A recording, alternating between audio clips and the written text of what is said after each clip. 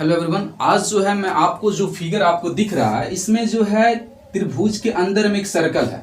हमें इसका एरिया और इसका त्रिज्या पता करना है। सिंपल सी बात है। इसमें हम आपको दो क्वेश्चन पूछेंगे इस फिगर में कि आप इसका हमें त्रिज्या बताइए, त्रिज्या बताइए एंड इसका हमें जो है आप क्षेत्रफल बताइए कि इसका जो है त्रिज्या क्या होगा और इस वृत्त का क्षेत्रफल क्या होगा। ये दोनों आपको बताना है।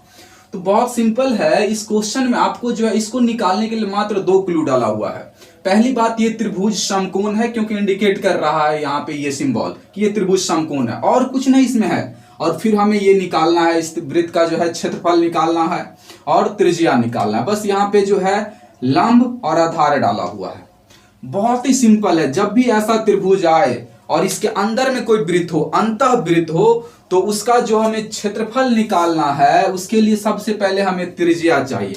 तो त्रिज्या निकालने का एक फॉर्मूला होता है ऐसा वृत्त का। जब कोई वृत्त किसी त्रिभुज के अंदर में हो तो उसका जो है त्रिज्या निकालने का फॉर्मूला होता है डेल्टा बट्टे एस, डेल्टा बट्टे एस। अब यहाँ पे डेल्टा क्या है? डेल्टा बहुत सिंपल है। डेल्टा का मतलब हो रहा है कि डेल्टा के जगह पे जो है ये डेल्टा है त्रिभुज का क्षेत्रफल,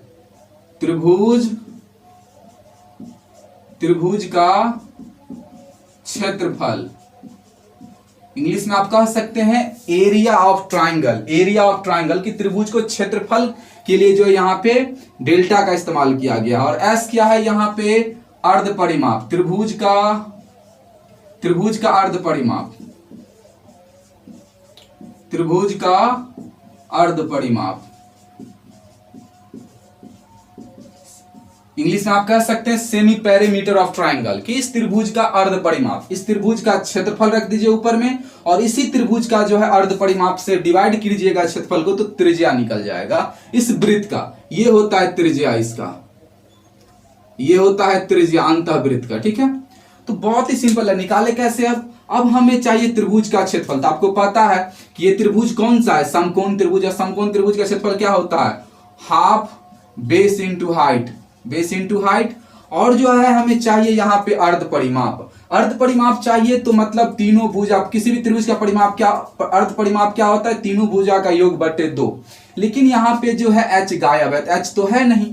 एच पता करना है तो बहुत सिंपल, एच निकालने का फॉर्मूला होता है रूट अंडर लंब स्क्वायर प्लस आधार स्क्वायर। तो लंब स्क्वायर प्लस आधार स्क्वायर दोनों को जब आप कीजिएगा तो हो जाएगा ये 6 का स्क्वायर 36 और 8 का स्क्वायर हो जाएगा 64। दोनों को ऐड कीजिएगा तो हो जाएगा 100।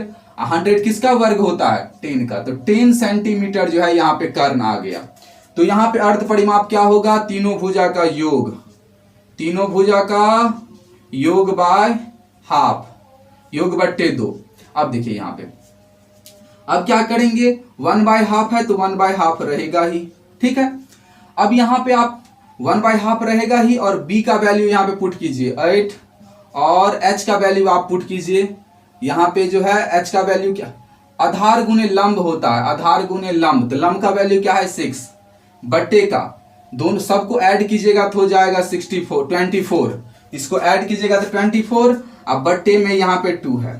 ठीक, अब यहाँ से 2 से जब इसको काटिएगा 2 3 जा 6 और 2 से जब 24 को काटिएगा तो बचेगा 12। अब यहाँ पे 8 3 जा 24, 8 3 जा 24 और यहाँ पे नीचे में बचा है 12। इसको जब डिवाइड कीजिएगा तो यहाँ पे बचेगा 2 सेंटीमीटर। ये क्या निकला है? मेरा आर निकला है। तो एक आंसर हो गया। हमने आपसे त्रिज्या पूछा था, त्रिज्या आ गया। दूसरी बात अब पूछा है कि इसका आप कुछ भी पूछे इस वृत्त के बारे में, हमें सबसे पहले जब अंदर में रहेगा तो वृत्त का अगर आर पता चल जाए तो हमसे एरिया पूछे, पेरीमीटर पूछे या कुछ भी पूछे सर्कल से रिलेटेड, हमें निकल जाएगा क्योंकि आर का वैल्यू सबसे इंपॉर्टेंट है। तो आपको याद रहना चाहिए कि अगर किसी त्रिभुज के अंदर में है कोई सर्कल तो उसका जो है त्रिज्या कैसे निकाला जाता है। बहुत सिंपल है। उस त्रिभुज का क्षेत्रफल रख दीजिए ऊपर में और उसी त्रिभुज का अर्ध परिमाप से उसमें डिवाइड कर दीजिए तो त्रिज्या बन जाएगा। Got it? अब चलिए हम इसका क्षेत्रफल निकालते हैं। क्षेत्रफल निकालना बहुत ही सिंपल है। देखिए कैसे निकालेंगे क्षेत्रफल। यहाँ पे निकाल लेते हैं क्षेत्रफल।